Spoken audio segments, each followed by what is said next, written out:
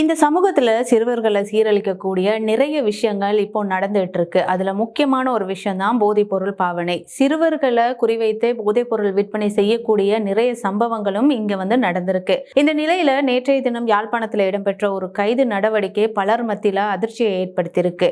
யாழ்ப்பாணம் மாவட்ட சிரேஷ்ட போலீஸ் அத்தியட்சகரின் கீழ் இயங்கக்கூடிய போலீஸ் புலனாய்வு பிரிவினருக்கு கிடைத்த ரகசிய தகவலின் அடிப்படையில தான் இந்த கைது நடவடிக்கை மேற்கொள்ளப்பட்டிருக்கு. அப்படி யாரை கைது செய்தாங்க பாத்தீங்கன்னா, ஒரு சிறுவர் உட்பட 4 இளைஞர்கள் போதைப் பொருள், அதாவது ஹெரோயின் போதைப் பொருளோட போலீசாரால கைது செய்யப்பட்டிருக்கிறாங்க. இப்படி அவங்களை கைது செய்யும் போது அவங்க கையில 170 மில்லிகிராம் ஹெரோயின் போதைப் பொருள் இருந்ததா போலீசார் தகவல் வெளியிட்டிருக்கிறாங்க.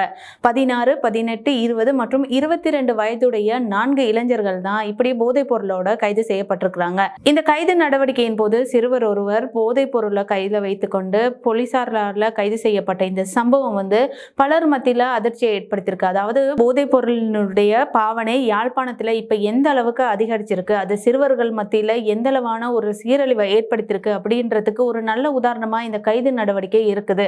இந்த போதைப் பொருள் பாவனையை யாழ்ப்பாணத்துல தடுக்கிறதுக்கான நடவடிக்கைகளை போலீசார் தீவிரமா செய்துட்டு வரதாகவும் இந்த கைது நடவடிக்கையின் பிறகு போலீசார் தகவல் வெளியிட்டிருக்கிறாங்க. இந்த கைதின் போது சிறுவர்கள் மத்தியில போதைப் பொருள் இருந்தது, போதைப் பொருளோட அவங்களை கைது செய்த அடிப்படையில போலீசார் தீவிரமா விசாரணை நடத்துறது மட்டும் இல்லாம இவங்களை நீதிமன்றத்துல முன்னிலைப்படுத்துறதுக்கான நடவடிக்கையும் போலீசார் இப்போ எடுத்திருக்கிறாங்க.